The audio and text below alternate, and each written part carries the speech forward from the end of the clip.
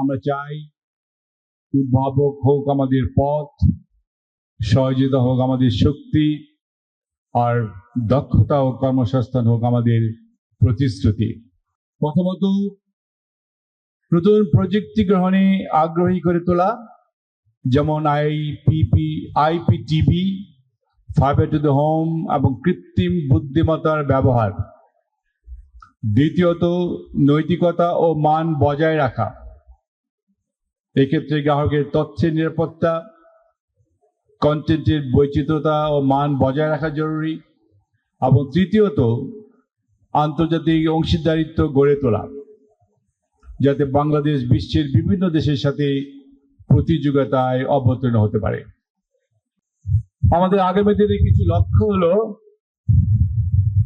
গ্রাম পর্যায়ে ব্রডব্যান্ড সংযোগ অথবা অর্থাৎ যাকে বলে কানেক্ট টু আনকানেক্ট, স্থানীয় কন্টেন্ট উৎপাদনকে উৎসাহিত করা, এই কন্টেন্টের মিসইউজ অফ কন্টেন্ট, এই যেটা ভুয়া তথ্য বা পাইরেসি নিয়ন্ত্রণ কার্যকর পদক্ষেপ নেওয়া, সম্প্রচারিক খাতে নতুন উদ্যোক্তা বৃদ্ধি করা এবং কর্মসংস্থান সৃষ্টির মাধ্যমে একটি প্রযুক্তি সমৃদ্ধ বাংলাদেশ গড়ে তোলা।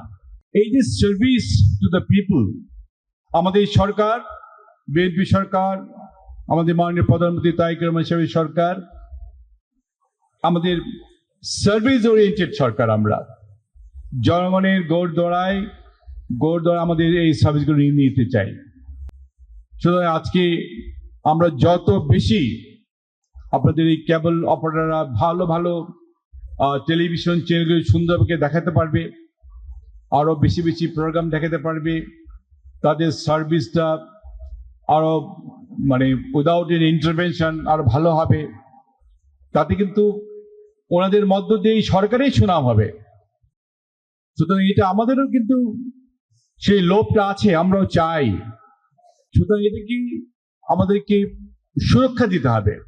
আজকে যে পাইরেসি কথা বলা হচ্ছে, এই পাইরেসি নিয়ে আমি বিডিসি চেয়ারম্যান সাহেবের সাথে কয়েকদিন আগে কথা বলেছি। এটি সরকার একটা হেডেক আমাদের জন্য। আমরা চেষ্টা করছি তারা নানা রকমের কন্টেন্ট বানিয়ে প্রচার করে, যেটা আপনাদের যারা ভালো ব্যবসায়ী তাদেরকে ক্ষতিগ্রস্ত করে, যেটি সরকার দেখবে। ঢাকা শহরে তো চারিদিকে তার দেখতে পাই, এই তারগুলিকে আন্ডারগ্রাউন্ড নিতে হবে, তারগুলিকে যাতে ভিজিবল না হয়, এটা খুব ইম্পর্টেন্ট কাজ। আপনাদের যখনই ভিজিবল হয় তখন কিন্তু লোকে তার কেটে দেয়, এতে আপনাদেরও, যারা কেবল অপারেটর আপনাদের অসুবিধা হয়, যারা আইএসপি অপারেট করেন তাদের অসুবিধা হয়। সুতরাং আমার মনে হয় এই জায়গায় আমাদের একটু খেয়াল রাখতে হবে।